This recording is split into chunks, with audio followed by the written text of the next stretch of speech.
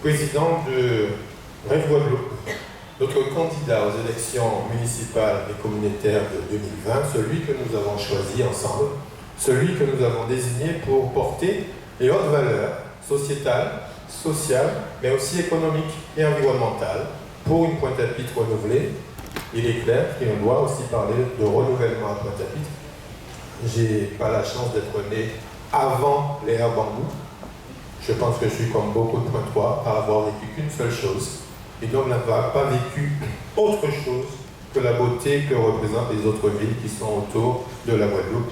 Lorsqu'on sait que Pointe-à-Pitre était une ville phare, ville symbole, je pense qu'aujourd'hui on est tous en train de mettre dans le panier de Harry Turimel tous les ingrédients pour que cette œuvre-là soit réussie.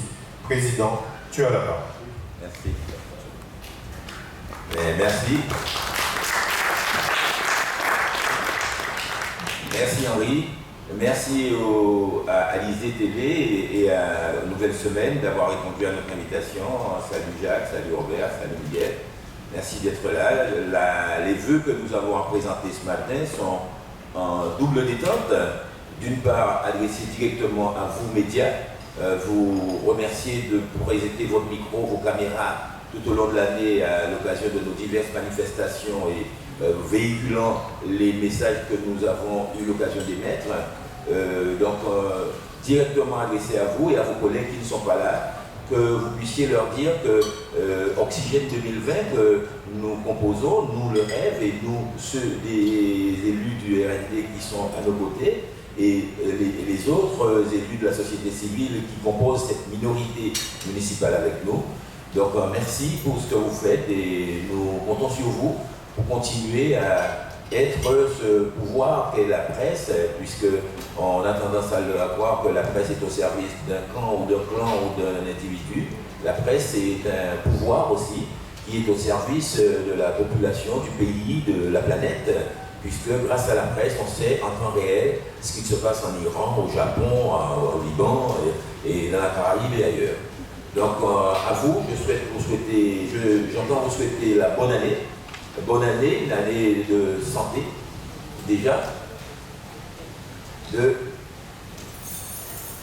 santé, d'amour et de paix, puisque sans ces ingrédients-là, on aura beau dire bonne année, mais même si on a tout l'argent du monde.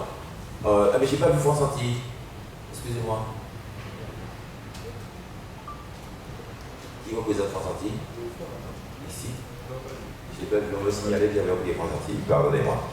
Donc, pour vous dire que le rôle de la presse, nous comptons effectivement sur la fonction de la presse qui consiste à irriguer le paysage, à alimenter les consciences, à informer pour que chacun puisse se positionner et non pas se laisser embobiner par les séducteurs, les bonimenteurs, tous ceux qui courent pendant les campagnes électorales, ceux qui soudainement se découvrent des talents de jardinier, de débroussailleurs, soudainement après 20 ans de règne et qui se mettent en bleu pour aller impressionner la galerie. Grâce à la presse, les vraies informations circuleront, les bilans seront présentés, les rappels historiques seront faits et les Pointois ne seront pas exposés aux manipulations, aux manœuvres des candidats et des maires démissionnaires de retour, notamment.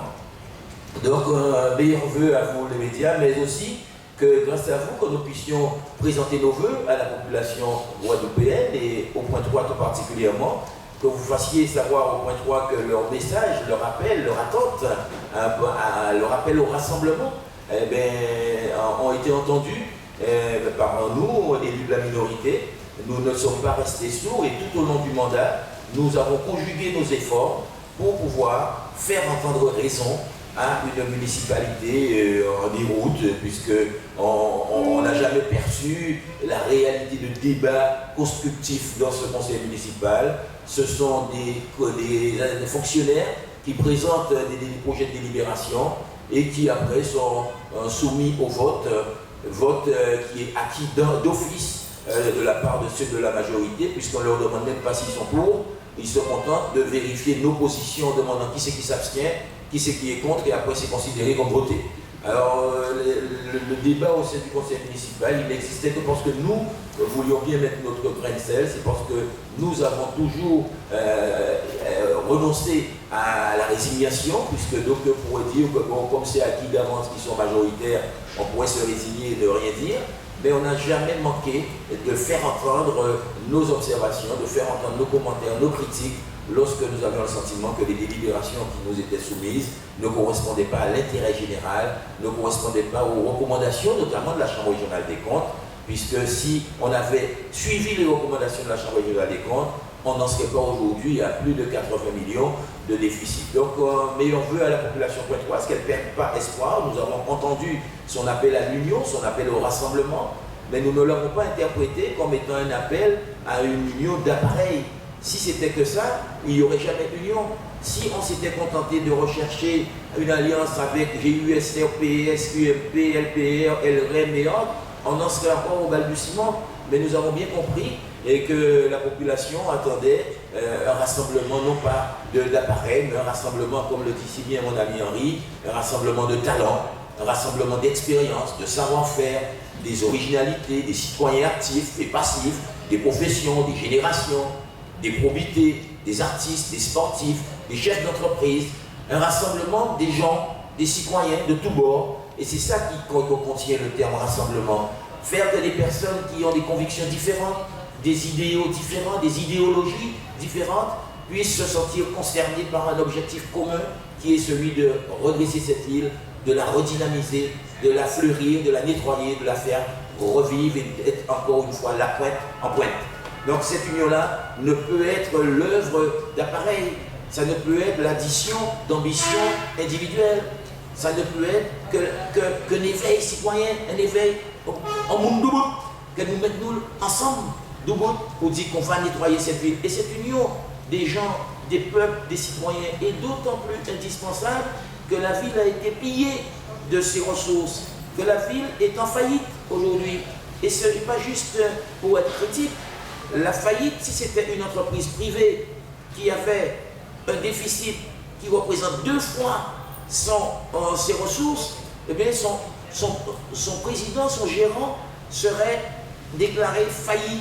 Il serait interdit de pratiquer du commerce. Il serait en banqueroute.